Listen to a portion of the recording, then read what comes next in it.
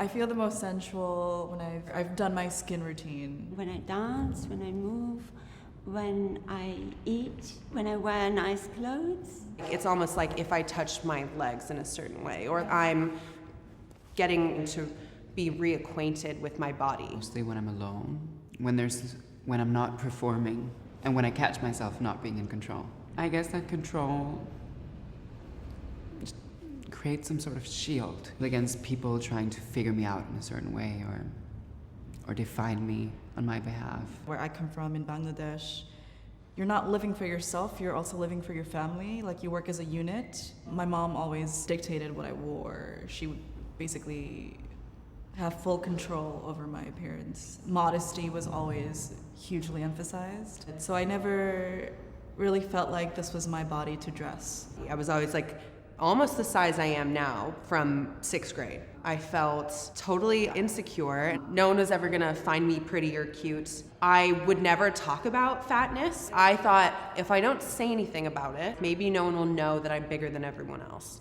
I guess I was around 18. I don't know if I was addicted to dating, but I was like really addicted to getting that validation from men and be happy to pass and not tell them that I was transgender. And the more you pass, the more chances you're given in life. There is this idea that as you grow older, you basically stop being a sexual being. When I was much younger, I also thought that, once you reach the age of 50, that's it. It's the end. This one 4th of July, I put on kind of like this baggy white t-shirt and just like a normal pair of jeans. And my mother was like, you should wear a veil over your t-shirt because your uncles are going to be there and you can see your breasts. I was only 13, and I remember just thinking, well, like, if my 45-year-old uncle is looking at my chest, then that's probably his fault and not mine. There was a long period of time where I didn't feel sensual, and I was very much just focused on being sexy. For me, my femininity was to be proven all the time and to be experienced, and if it was not experienced by a male partner, then I felt like it was non-existent. While I was menopausal, I really wanted no physical contact with anyone. But the menopause doesn't last forever. I started feeling, a sexual being once again. I also feel like fuck modesty. Like in high school, I would leave the house in like full-length denim and then go to the corner, take the pants off, and then put on a mini skirt. It was always like this thrill of like, I'm doing something wrong, but I'm still gonna do it because I'm gonna do it for me. When I came to London, I entered a modeling competition. It was UK's Next Top Curvy Supermodel. After I did this modeling competition, I got a contract. The first thing I felt was, oh my God, like, I'm a plus size model.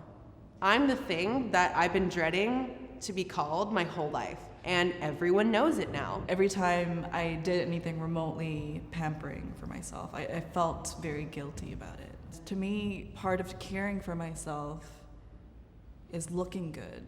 It's feeling good. Like, subconsciously, there's always that element of shame because I've been so conditioned to feel it. I'm learning to detach. I used to look at like fat rolls when I first started shooting, and if I saw like one fat roll, I would be like, oh my God.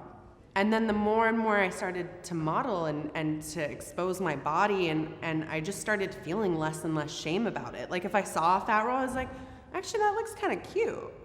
That's like kind of sexy. And then when it would, come to the bedroom, it was like, I felt like free. As I hit the menopause, I was fully embodied through my art modeling. Modeling became part of my activism as a woman. It was very much because of my partner that I saw myself reflected as a person and not just a gender. He fell in love with a part of me that I disguised the most. I don't think I really properly had a healthy, fulfilling sexual dynamic until a couple of years ago. It was really when I first had my long-term relationship that I had my first orgasm, like via someone else. I think I actually cried. Granting myself the space and permission to extract pleasure as opposed to like pleasing, that took a lot of work. I've definitely come to another place in myself where I'm completely at peace with never being cisgendered. I don't need to try identifying as anything else but trans, you know. I am very much a hedonist in the sense that I love pleasing my senses all the time. I love to smell good. I love to eat well. I'm obsessed with surroundings. I feel the most pleasure when I'm naked. Certain times in my cycle, I'm like, okay, it's that time. It is a masturbation night. I'm gonna have fun.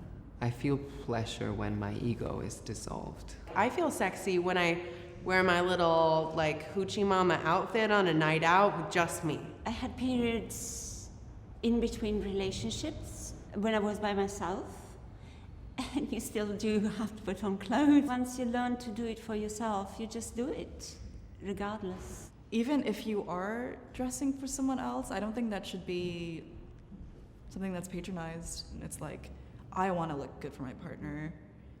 I have control over this. It's something that I'm choosing to do, not because I feel like I have to. There's nothing that's weak or submissive about that. Intention's everything. If I do get dressed up for my partner, it's coming from a place of compassion and love for me because I want to make him feel special. And then if I dress up for myself in like a sexy little outfit, that's also coming from a place of compassion and love for me. My conscious process has been like trying to merge my feeling sensual in my own space and my feeling sexy. Even though I'm sexy maybe for someone else, I'm still in touch with myself. Yes, I'm getting older. That's self-acceptance, and it's how it should be. We're living in the age of female empowerment, but at the same time, like, it's just bringing light onto these issues more and more, and it shows, like, you know, in my life, okay, where have I had intimacy, like, or sexual desires not met because someone isn't thinking of me, or someone doesn't really care about my pleasure. But I have to say on the whole that I'm pretty well taken care of. When I was 18, femininity for me was feeling power over a man by being submissive or pretending to be submissive. Now my femininity is defined by freedom. I feel the sexiest now than I've ever felt. I feel the most comfortable in my body now than I've ever felt. Like, I want to go out like this right now on the street, and I'm gonna be looked at, but I'm gonna like love it. I'm gonna love that attention. This is a beauty that I want to share with the world, and what they do with it is none of my business. Hi, I'm Lily. And I'm Elisa, Lily's mom. And we're the creators of StyleLikeU. And if you are inspired by our message of self-acceptance, it would be so amazing if you could help spread the word by subscribing to our YouTube channel, joining us on Patreon, sharing this episode. And don't forget to ring the bell so you can be notified when we have a new video. There's many coming up. And your support and your participation of watching our videos and being part of our YouTube channel means everything to us. And without you, this movement for acceptance wouldn't be happening. Bye, everyone. Bye.